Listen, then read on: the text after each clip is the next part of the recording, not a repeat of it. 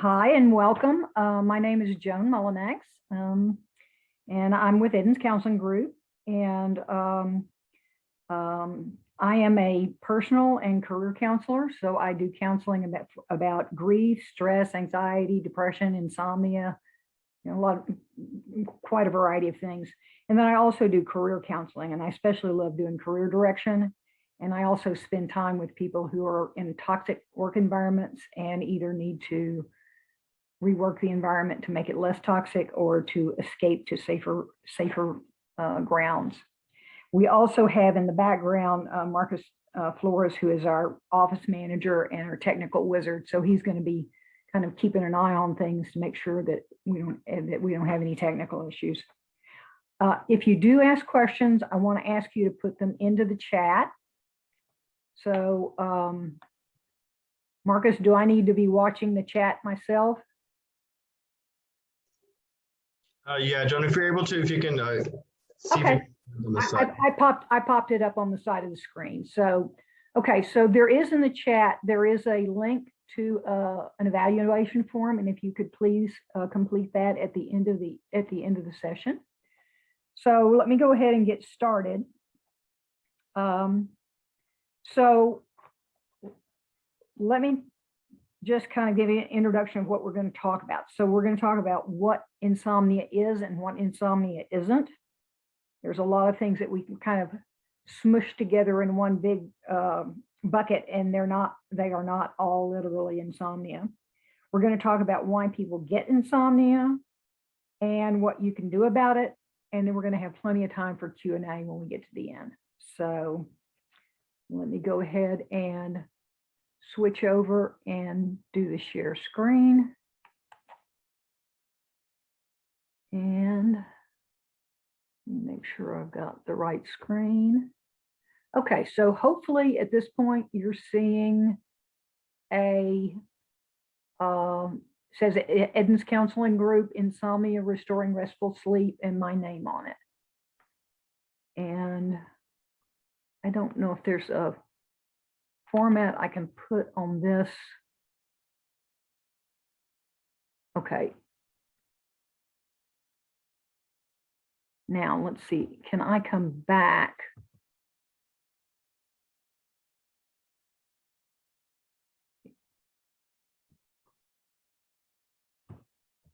Marcus, if I come back, will the shared screen disappear?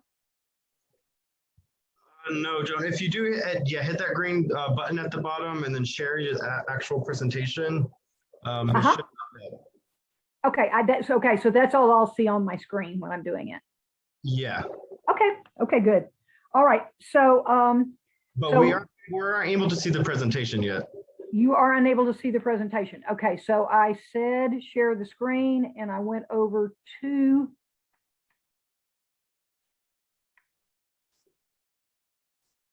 share the screen. There. Share. Okay, there we go. That should do it. So can you see it now? Yeah, you see it now. Okay, great. Fantastic. All right. Thank you, Marcus. Okay. So talking about insomnia and restoring restful sleep when you have insomnia. And then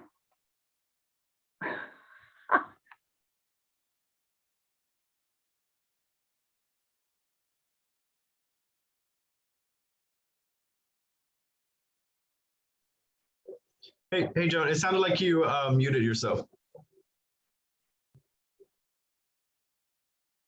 Must have defaulted to mute because I didn't do it. Okay, so we'll try once again. So we're going to talk about, so I've already given you the introductions. I'm Joan Mullinax, and Marcus Flores is in the background doing technical support, as you can tell, keeping me on the straight and narrow. We're going to talk about what is insomnia, why do people get insomnia, and what you can do about it. And then we're going to have time for Q&A.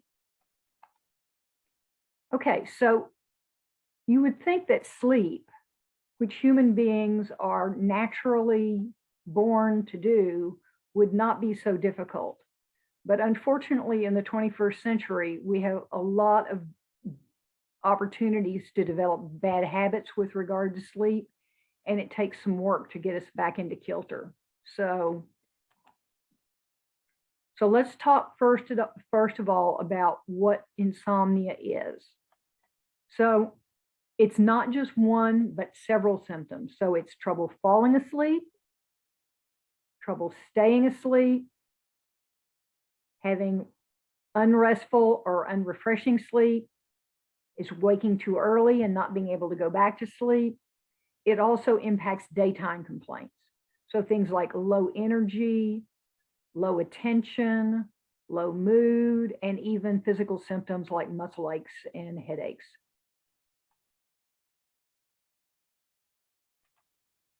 So insomnia has a relationship with mental health, especially specific mental health issues like post-traumatic stress disorder, PTSD, depression, anxiety.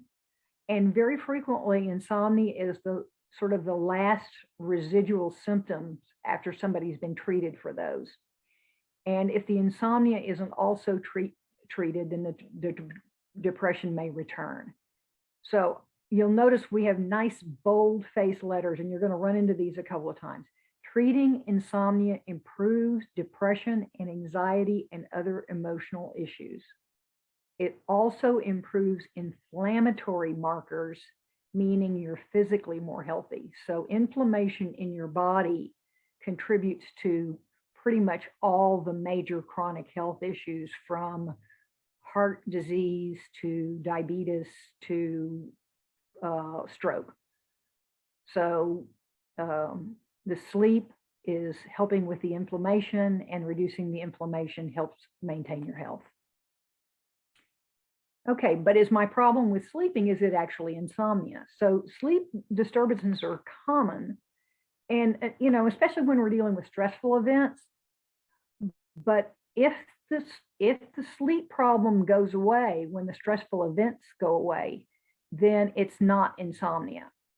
Okay, so to be insomnia, it needs to continue for at least 3 months, and it doesn't go away on its own. And very frequently with insomnia, we feel what's called tired but wired. So we're fatigued, but we're wound up and we can't sleep. So if you find yourself falling asleep during the day, that's not usually insomnia. That's more likely to be a sleep disorder like sleep apnea. And sleep apnea is a condition where you actually stop breathing during the night. And this is a very serious condition that we don't take anywhere near seriously enough, because it can cause heart problems, it can cause brain problems. It is it's a life-threatening illness. It needs to be addressed if it comes up. Unfortunately, we don't usually notice that we have sleep apnea. Now, we may find out that we snore when we sleep, and that's a fairly common indicator, but not always. It's more likely to happen as we get older. It also is more likely to happen if we are heavier or have a thicker neck size, like a 17-inch neck for men. But who most likely reports our sleep apnea is very frequently our sleep partners, or if we have a roommate and they notice that we are stopping breathing in the middle of the night, or if you discover somebody else who has stopped breathing in the middle of the night, you want to let them know, and let them know it's something that needs to be looked into. There are other medical conditions that can affect sleeping, such as restless leg syndrome. It is also a medical condition and not insomnia. So I've had the not so great pleasure of my late husband had restless leg syndrome, and he would not only wake himself up in the middle of the night, he would wake me up in the middle of the night. So also there can be circadian rhythm disorders. So our circadian rhythms are our normal body rhythms. And for most of us, it means falling asleep around 10 or 11 o'clock at night, and then getting up around 6 or 7 in the morning. And very frequently, the circadian rhythm is genetically determined. So for example, we can have this typical pattern, 10, 11 to 6 to 7, but we also have what we call larks, who are people who tend to naturally get up earlier and go to bed earlier, or we have owls who are more likely to stay up later and get up later. And sometimes that can be a real issue for people in their work environments if their sleep pattern, their circadian rhythm doesn't match their work pattern. So some people choose jobs based on what their sleep patterns are. Okay, for some people, the circadian rhythm can be off for as much as 3 or 4 hours. It's not really insomnia if on the weekends you can go to bed late, get a full 8-hour cycle, and wake up refreshed. So that's an indication that your circadian rhythm is off, your body clock is off, and you have, the challenge associated with that, and very frequently are having to do catch up on the weekends. Okay, so to improve sleep,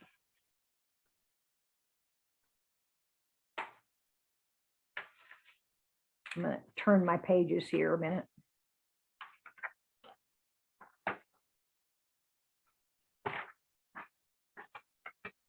So what doesn't work? Okay, so why do people get insomnia? So one of the key reasons people get insomnia is because of sleep irregulation and sleep drive issues. So the sleep drive regulates deep sleep. So when we go into, we have light sleep cycles, we have rapid eye movement or REM cycles, and we have deep sleep cycles. And sleep regulation particularly regulates the deep sleep cycle. It can also be affected by your body clock and how long it says that you should sleep. A very frequent phenomenon is conditioned arousal. So we have an enormous number of bad habits when it comes to sleeping because we use our bedrooms for a whole lot of other things besides sleeping.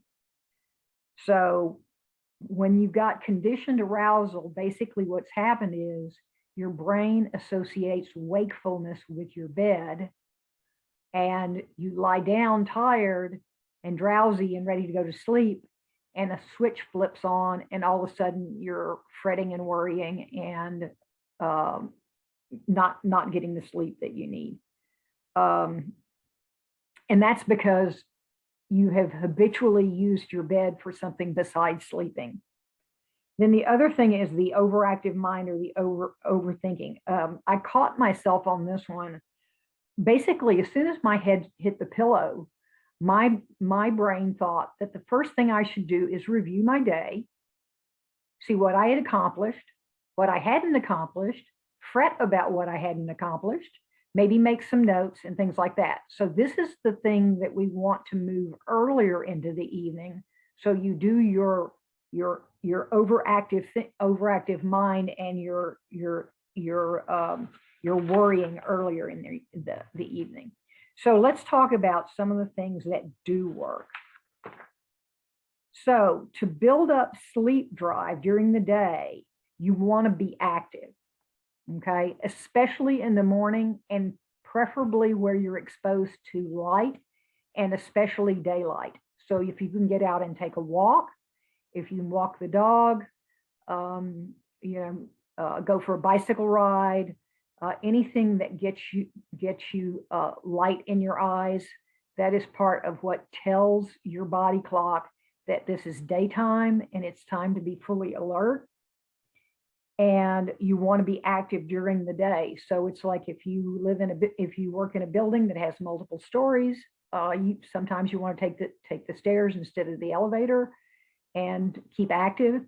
COVID was a particular challenge for me because when I worked in the office, as each new client arrived, I got up, walked to the waiting room, and walked my client back with me. I would also get up and run to the restroom. I would get up and get snacks. I would even get up and sometimes drive home and have a nap and have lunch and then drive back and start the afternoon over again. With COVID, if I didn't watch it, I was seeing a client And then I was seeing another client, and I was seeing another client, and I wasn't moving from this couch. And as COVID stretched on, I began to realize that, I had heard sitting is the new smoking. So not moving around is physically bad for us. It's bad for us like smoking is bad for us. So you want to be active and awake during the day. And that's part of what helps to set your sleep drive so that you are ready to sleep in the evening.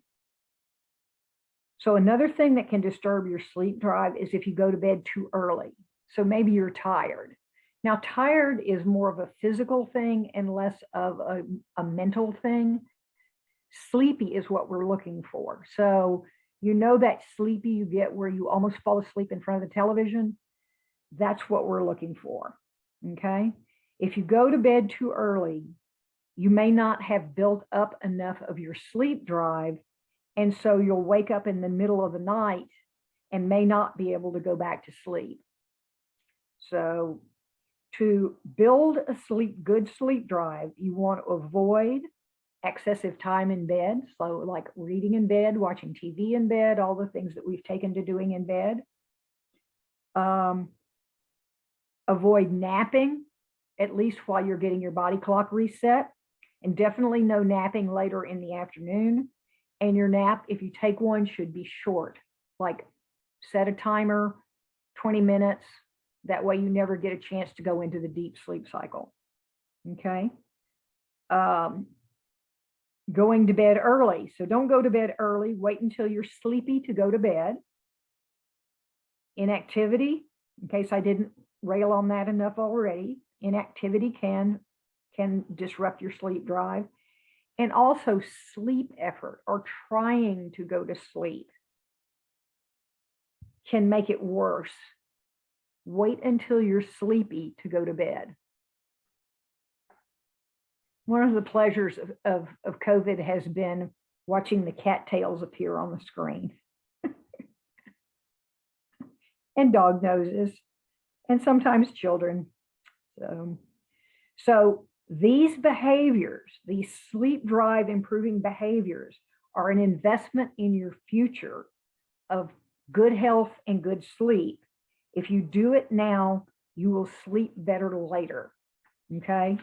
And sometimes it takes a little while, like maybe a couple of weeks to adjust your sleep cycle, but it's worth doing.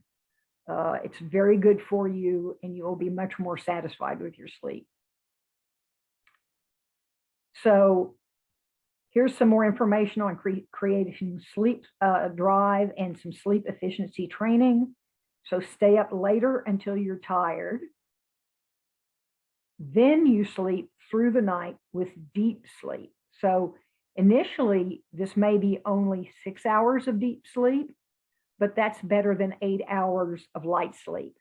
It's the deep sleep that's really going to get your brain to do the things that it needs to do while you're sleeping. It does a lot of housekeeping work while you're asleep. Okay, long period of times in bed will lead to shallow, fragmented sleep. The kind where you wake up and you look at the clock and go, oh my God, the alarm's going to go off in 3 hours, and I don't know if I can go back to sleep or not. So you start developing sleep anxiety. This is not what you want to happen. And if you keep doing it, it can increase over time. So don't spend long times in bed when you're not sleepy. So part of what you want to figure out is, what is your average sleep time now? Okay. So healthy sleep should be 7 to 8 hours a night. If people who get less than 7 to 8 hours a night actually have an increased risk for a wide variety of chronic illnesses, from heart disease to diabetes to stroke, very serious illnesses, if you're not getting enough sleep. So if you feel like maybe you need to sleep more than you're sleeping, then you want to add 30 minutes to that total that you come up with for what you're normally sleeping. And then you're going to go and look and see what time do you need to get up in the morning. And so, for me, if I need to be somewhere at 8 o'clock, I have to get up at 6. If I'm going to be somewhere at 9, I have to get up at 7. As a therapist, since I work in the evenings, I get up at 9. So anybody that wants anything before 9 is going to encounter my protective measures on my phone. So determine the time you're going to wake up, and then subtract from that the number of hours you want to sleep, and that tells you what time you want to go to bed. Okay. And what we're going to do is we're going to start with that number, and we're going to gradually increase it by 15 minutes a night until you really feel like you're getting a good solid night's sleep. Okay. So also you want to get out of bed shortly after waking. If you lie in bed and doze, it's really not very healthy sleep. It's not deep sleep, and it's better to go ahead and get up. So when you get up to make your first trip to the restroom in the morning, you might think, let me just go ahead and jump in the shower while I'm at it. Or maybe I'll go in the kitchen and make some coffee, or I'll start breakfast. So go ahead and start your morning activities, or maybe get outside in the light, and it will tell your brain that this is morning, and it'll start setting your biological clock accordingly. Okay, any questions about setting your sleep time? If so, please put them on the chat, and I'll check the chat. Okay. All right. Any questions you have, please feel free to put them on the chat, and I will keep an eye on that and check on that again. All right. Keeping your body clock working properly. I forgot to wait a minute. I'm not showing all the slides. I apologize. So this is the slide for why do people get insomnia, sleep regulation, sleep drive that regulates your deep sleep, your body clock, how long you sleep, the conditioned arousal. So you may recognize this one, the counting sleep with your red eyes. The switch turns on when you get into bed, and then you've got an overactive mind, or you can also have an overactive mind and overthinking. Then what does work? Build your sleep drive, and especially avoid excessive time in bed, napping, sleeping in the morning, going to bed early, inactivity in your day, or working at making going to sleep, because that makes it worse. Okay. So to improve your sleep efficiency, stay up until you're tired. That way you'll be more likely to get deep sleep, even if you don't get as much sleep to begin with. So one of the things that happens from this process of working on insomnia is, in the short term, you may actually be getting less sleep. And that sounds like absolutely the wrong thing to do. This is well-researched science. Do what this program talks about, and if you don't have like a sleep disorder like sleep apnea or sleep, or restless leg syndrome, this will make a difference in how you sleep. Okay. So we talked about how to calculate your total sleep time, and then gradually increasing that by 15 minutes a day. And that's based on how much time do you need to sleep, tells you when you need to go to bed based on what time you're getting up in the morning. Okay. And then get out of the bed shortly after waking. Don't spend time dozing in bed. Okay, your body clock. So to keep your body clock working properly, you want to have regular bedtimes and regular rising times. Okay. Set a standard wake up time and get up at that same time every day, even on weekends, especially while you're getting your biological clock set. Okay. So get regular exposure to light, preferably full spectrum light. So get out in the daylight, preferably in the morning, because that helps to set your biological clock to daytime mode. Eat regular meals. Reduce the light level to low levels in the evening, and also, if as much as you can, reduce the blue light that our electronics put out, because those increase your wakefulness. So if you have, a newer TV, I know if you have an iPhone, you can set the time on the iPhone where it turns down the blue light and automatically when it's time for you to start resetting your brain. Okay. Get exercise regularly, but not 2 hours before bed, because that's going to activate your system instead of calm it. So you want to get your exercise earlier. One of the things that you can do to prepare yourself for bed is take a hot bath before you go to bed, and also keep your bedroom cool. Okay, the last thing you want to do is be waking up, tossing off covers in the middle of the night. Okay, let's talk about conditioned arousal. So this is whenever your brain associates bed with wakefulness. And it's basically a learned condition. And we have lots of practices in modern life that contribute to this. So if you've got a television in your bedroom, move it. If you're doing computer work in your bedroom, stop. If you're worrying in your bedroom, get up. So you do not want to condition your brain to associate the bed with wakefulness. You don't want to have nights of tossing and turning, and you don't want to be worrying when you lie down in bed. So we're going to talk some strategies about how to avoid that. If you have experienced trauma that occurred at night and it wakes you up with nightmares or panic, these days our methods for treating trauma have improved dramatically, and they are they're much more gentle than they were in the past. So if that's something that's affecting your sleep, contact a therapist that specifically does trauma work, because there are specific methodologies for treating trauma.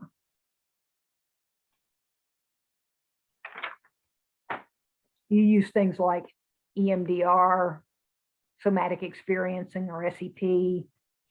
There's other modalities besides that. Okay, so let's talk about combating this conditioned arousal. So the first thing is, don't do any activities associated with being awake in bed. Don't do any activities associated with being awake in bed. And I know that you're probably thinking that I'm a crazy lady, but this actually works, and it's really important. So only go to bed when you're sleepy, not tired or bored. When you're dozing off in front of the TV, that's an indication that you're sleepy. Okay? You could feel it. You can feel the drowsiness. There's a difference between tired like fatigued, and drowsy, which is sleepy. If you can't sleep for more than 20 to 25 minutes, get up. So that's going to be a key thing to be done to deprogram this conditioned arousal. So you're going to create a cozy nest somewhere in your house with mildly pleasant things to do. So not bills or anything that's worrisome. I have a nice long list of things to do that includes things like, folding laundry, picking out what you're going to wear to work the next day, reading something that's not overly stimulating, no thrillers, no homicidal maniacs, no Game of Thrones, or you won't get sleepy. It'll keep your brain stimulated. Don't get back into bed until you're sleepy, but you can try again after a chapter of a book or an episode of a program. You can go back and see if you're feeling sleepy. don't look at the clock. So if you need to turn the clock around so that you're not seeing it, do that, because otherwise you'll get into this, oh my gosh, it's so late and the alarm clock's going to go, and you've set off the worry again. So don't look at the clock. And if you need to, turn it around so that you won't see it. Do that before you go to bed. Turn the clock around so you won't see it. Okay, maintain a consistent get up time every day, including on the weekends, especially while you're trying to change your sleep cycle. Okay, so while you're learning this new method of sleeping healthy sleep and not having anxiety and arousal associated with your bed, you want to make sure that you're getting up at a consistent time every day, including on the weekends. Sometimes after a week or two, or no, not a week, 2 or 3 weeks, your cycle will start to shift.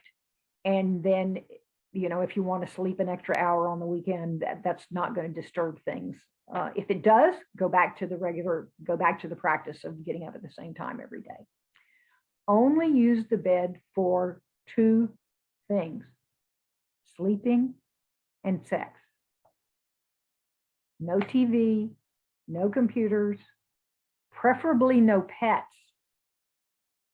because our pets wake us up at night. Okay, get your pet a bed next to your bed. And I teach mine to begin with. I have dog. I'm a dog person. So when I first get a dog, if they're going to whine and keep me awake out all night, what I'll do is I'll just take some sofa cushions, put them down next to the dog bed, and I'll lie next to them and put my arm out so that they can get a sense that their bed is their bed and it's their place to sleep. Not between me and my partner, where my boxers would, do bench presses between me and my partner to make make enough space for them. Okay. So also I have heard recently that meditation in bed is also unallowable. Okay, don't nap unless it's a safety issue. So if you're driving and you're drowsy, take a nap. The best times to take a nap is not late in the afternoon, and the best nap to take is a short nap. So like 20 minutes or less, so that way you don't get into a deep sleep cycle, because that will disrupt your evening sleep. And this will work as quickly as 2 weeks if you give it time each night. So this is a practice. And with a lot of things with mental health, if you actually practice them consistently, you get the benefits of the programs. Like I said, this is well researched. We know that these programs work. Okay, what to do about overthinking? So, so one is increase your sleep drive by limiting your time in bed. Okay. If you're worrying in bed, get up and go to another room until you feel sleepy. What I recommend is that you set aside a time earlier in the evening to worry. Okay. So make a list, considering what's troubling you, decide what you're going to do next to solve the problem, get a nice list made, and then set it aside. You can also create an unwinding time, a buffer zone. This might be reading something that's soothing. It might be taking the hot bath. It might be visualizing a peaceful scene that also, keeps you interested enough that you're not ready to go to sleep yet. Journaling is a great thing to do. When the overthinking is not so much work related, but maybe emotionally related. And my preference for journaling is that I don't edit when I write, because I know my brain is very tricky and it will say, I don't want to say that. And it'll edit and get rid of the very thing that was the problem thought. So I go ahead and write down the problem thought, and then I'll go back and read over what I've written later, and then find the problem thought again, and then reflect on it. Okay. So set aside a time other than in bed to reflect on your day, because if you don't, your brain will take the time when you get in bed to do the reflecting. So get it out of the way, worry ahead of time.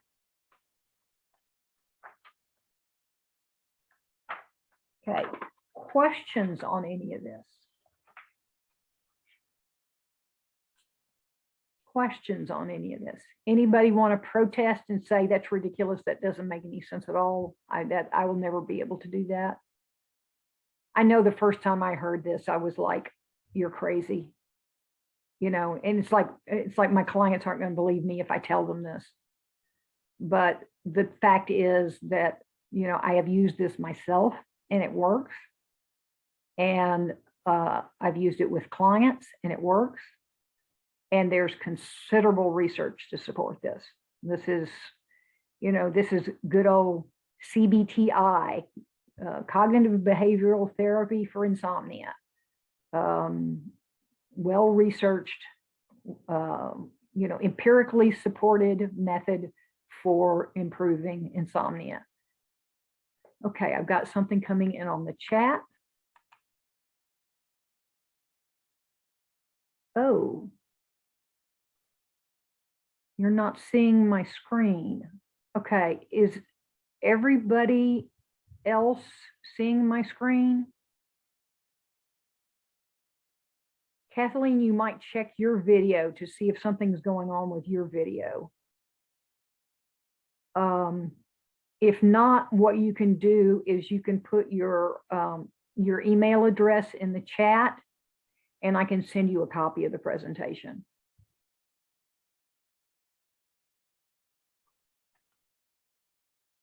Okay, coloring in bed before sleep. It's okay. So this is a fairly new development, these adult coloring books. If it's soothing and relaxing to you, then, and you find that you fall asleep easily after you've done the coloring, I would say that falls somewhat into the same ballpark as meditation, as long as it's soothing and relaxing and it doesn't disrupt your sleep.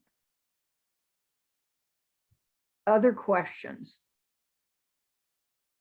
Okay, I've got a new message. Let me scroll down. Okay. Okay, so yeah, so coloring in bed for about 20 minutes maximum. So you're using it as wind down time. You're using it as wind down time. So that seems to me like that's, and it works for you.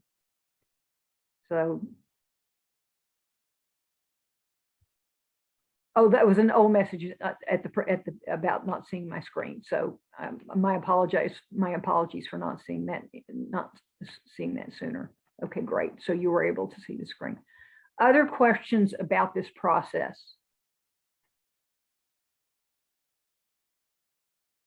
Any questions about the non-insomnia sleep disorders? Clock hiding tip is gold. Okay. I just thought of that tonight because I realized that I work very hard when I go back to bed not to look at my clock. And I didn't even think about the fact that I should just turn it around. Yeah, I like to come up with inventive solutions to problems that I shouldn't have.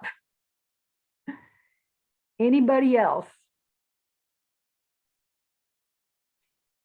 So when you sign out, there is here in the chat, there is a form for doing a review of the presentation.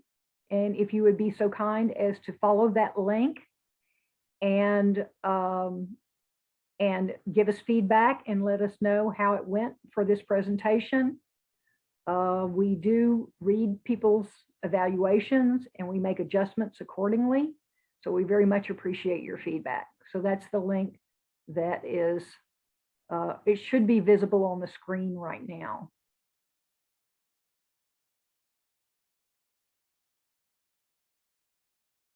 Any other questions? Okay, I've got a new message. What if you get up at 2 or 3 a.m. and aren't tired after reading a couple of hours? What suggestions do you have? Oh, that's a good one. So first of all, I check and see, what are you reading? Are you reading things that are calming and possibly even boring, so that it doesn't stimulate your brain? Newspapers, not a good plan. Okay, news and newspapers are recipes for wakefulness. I recently heard something that said that the rules for journalism these days, they used to be 4 C's of journalism, and they were things like clarity and conciseness and things like that. Well, they're working off a different set of C's in journalism these days, and it's conflict. My newspaper is boring. Okay.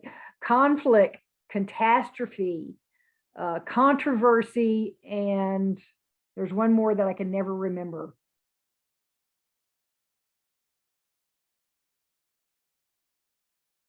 I can never remember the 4th one. Okay. Anything else?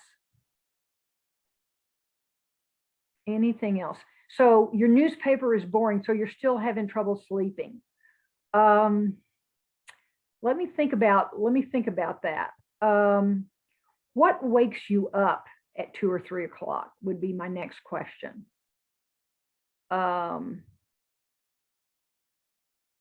Okay, I'm taking sleep medicine, so I'm too drowsy to get out of bed sometimes. Okay. You want to gradually get away from the sleep medicine, because unfortunately it is addictive and makes it difficult for you to sleep without using the sleep medicine. Going to the bathroom and then I can't go back to sleep. That's another one. So number one, if possible, don't turn the lights on in your bathroom.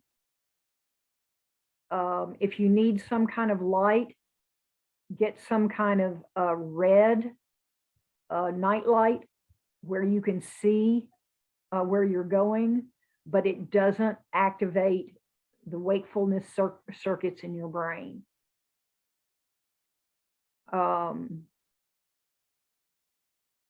Yeah. Okay, so you don't turn the light on. Okay.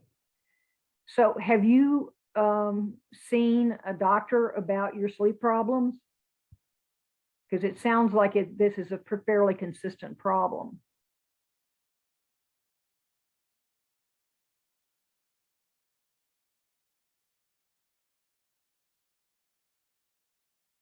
So once again, there's a nice long list of things that you can do besides reading.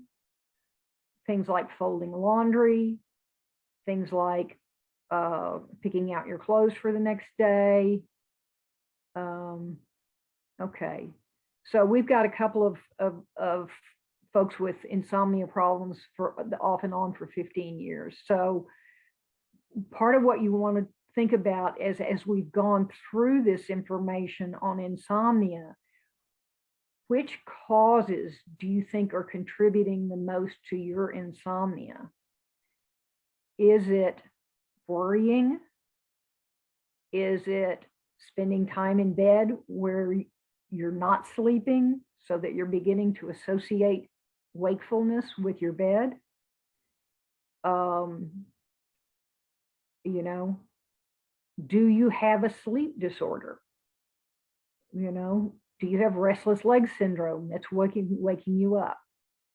Okay, so the anxiety, try working with the journaling and or the list making before you go to bed to try to kind of do your pre-worrying so that you aren't as anxious once you get into bed.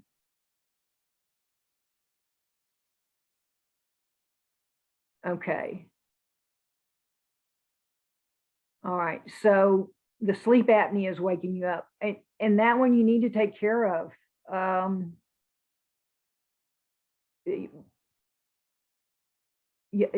See if they have something better. There's enough people that have sleep apnea these days that are using machines to sleep that they may have something better than the one that you had last time. But that's whenever it's sleep apnea that's keeping you awake, that's a medical issue. And this particular program is not designed to treat that medical issue. There's the different treatment for the medical issue. Okay, good. So Carrie, so one person has said more anxiety, one person has said more sleep apnea. So the key thing with the anxiety is to try to work through the issues that are having you be anxious before you go to bed. A couple of hours before you go to bed, try to process it. Talk to a friend about it. If you're not in therapy for anxiety, make sure you're in therapy for anxiety. There are techniques for helping to manage your anxiety, because it's hard to work on your sleep if you can't work on your anxiety. So, breathing exercises, nice inhalation, and a nice slow exhalation. Okay, so EMDR therapy for trauma and medication. So yeah, so you're doing the work to get you prepared for being able to do the insomnia work. So you need to deal with the trauma before, that will make an eventual difference. You can certainly try these methods and see if they help. But if you're dealing with trauma, you've got to deal with the trauma. You've got to deal with the trauma. So I wish I had magic answers. Unfortunately, you have to take care of the mental health issues. This particular methodology is specifically for insomnia disorder, which is, 3 months or more of having trouble sleeping, and it's without another mental health condition. So you've got to deal with the other mental health condition. And then you can try these practices and see if they work. If you try them consistently, you might get some results. But also talk to your therapist about the fact that you're having trouble sleeping and see if they can give you some tools for relaxation. I personally have a mindfulness app that I subscribe to, and I have found it really helpful. I actually used it to help me stay calm and peaceful during the freeze when I was without electricity for 3 days and my house was below freezing. Fortunately, I had Colorado sleeping bags, but I was by myself in the house, and I needed to keep myself calm. So I used one of the things that I used that I found really helpful was a mindfulness exercise. It's on Dr. Dan Siegel. And I think it's DRDANSIEGEL.com. And he's got a wheel of awareness that's a very powerful mindfulness exercise. And I used that whenever I was lying in bed alone during the freeze, and to keep myself calm and keep from getting anxious in the face of what without my Colorado sleeping bags would have been a life-threatening issue. So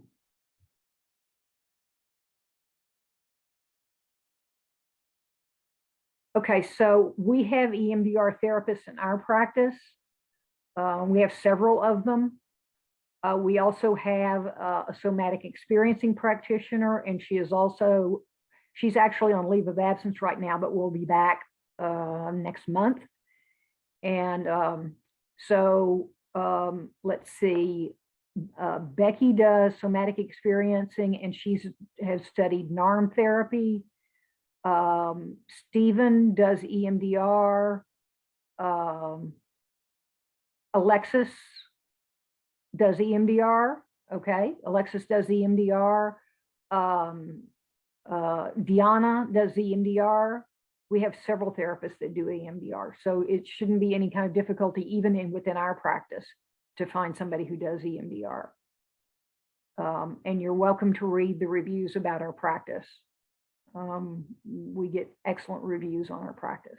We've been very thoughtful about who we've brought in, and it shows in the reviews. So I hope you will take advantage of the services that we provide.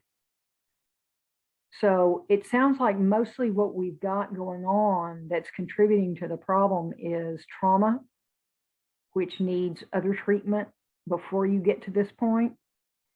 You may use these practices and they may be helpful to you, or they may not be until the trauma is treated. With the anxiety, these may be useful.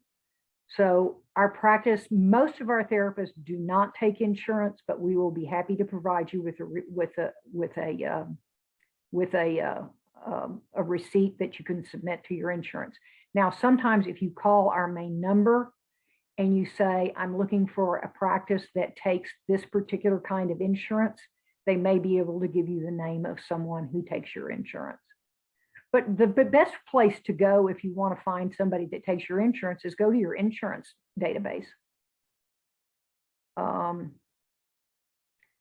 Okay, so we've got a comment. They worked with me and my insurance covered it with a special agreement. So it kind of depends on your insurance company as to whether or not, it's a specialized form of treatment that you're having trouble finding within your insurance plan. They may make an exception for that. Thank you for that information. Okay. So, and Medicare has their own lists. You do have a supplement, so that opens a whole lot more doors than if you don't have a Medicare supplement. So you might check with your Medicare supplement and see who they've got on their list, and then start Googling and looking at the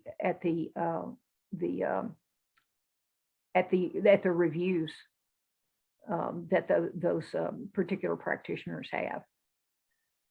It is worth investing your time and energy to find somebody that you can work effectively with.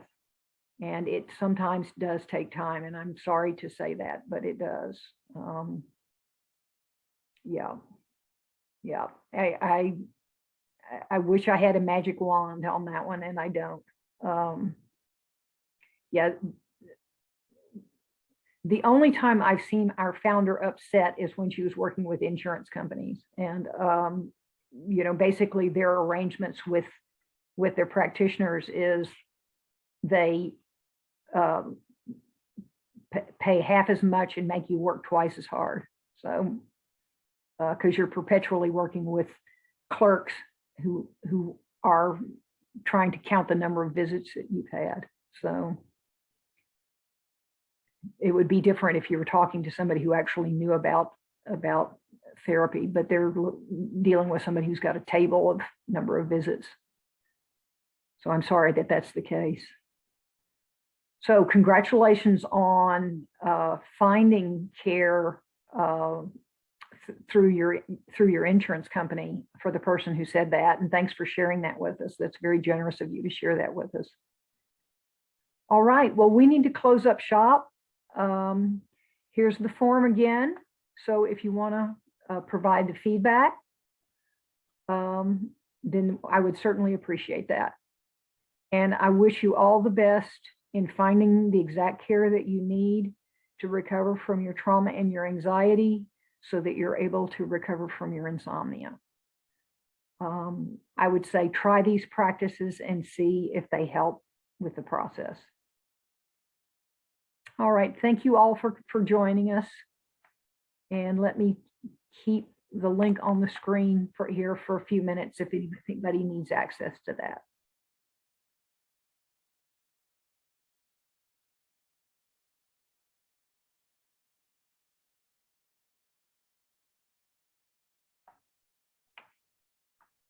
And we do these presentations once a month. So you can always go to our website and find out what particular topic we have going on a given month.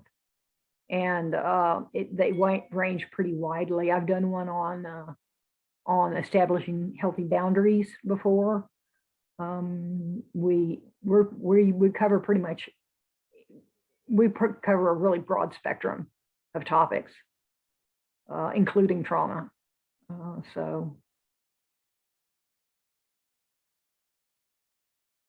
Okay, does anybody else need the link?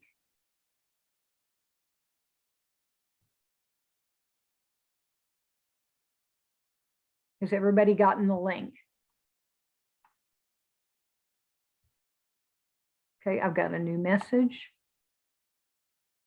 Okay, all right. You're so welcome. You're so welcome. It's my privilege to do this. Gives me an opportunity to be in communication with people and hopefully make a difference in someone's life. Because that's what I'm here for. All right. Can I close down the window now? You're welcome to sign out if you're, oh, we got another message.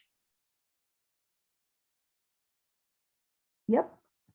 Okay, so it looks like from Marcus, I got the message that everybody has filled out has used the link for the form. So if you don't mind, I'm going to go ahead and close up shop. Anything else, Miss Kathleen, before we close up shop?